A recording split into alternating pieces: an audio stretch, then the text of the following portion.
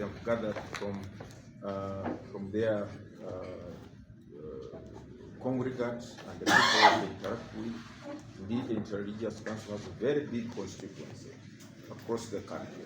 That's why, as a commission, we feel that collaboration with the Interreligious Council is very beneficial for the conduct of smooth, free, and fair elections. Now, on the pertinent issues of voters being able to locate where they are supposed to vote from, manner the voter application slips are being issued,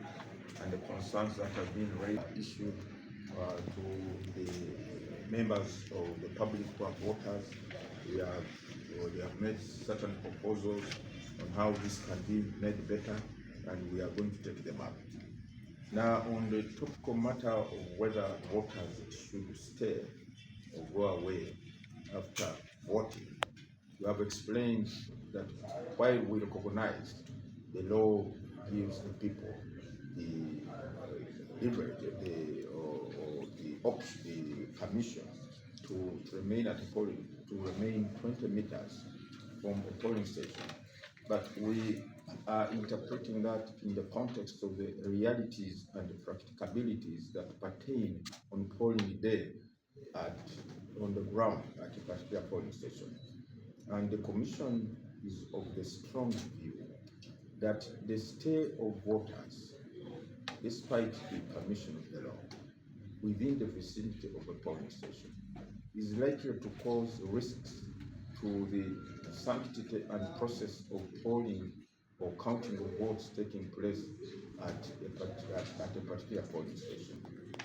Given that we have so many voters, 600 voters per polling station, now requiring all these people to stay within the vicinity of a polling station,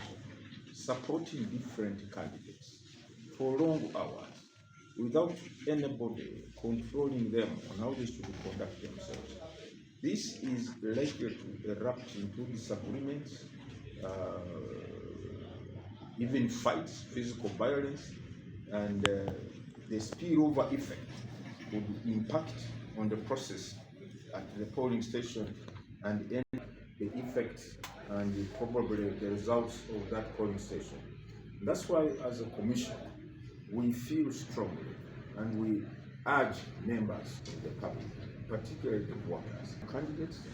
in the interest of the smooth and proper conduct of the electoral processes, particularly polling on that day, that if we could create room for other voters, especially the vulnerable voters, the women, the elderly, persons with disabilities, who can be put off or intimidated by the environment that they find at the polling station, which is far from friendly, on account of these groups hanging around, they are arguing among themselves, they are saying this and that and so on. So we feel as a commission that we, the people, should have regard to the actual intention and the actual outcome. And in any case, if your concerns and fears are that there is nobody to guard the votes of your candidate or protect the votes of your candidate, there is a group of people who are provided for under the law, who are more than sufficient to do that. And those are the agents of the candidates, be it a presidential candidate or parliamentary candidate.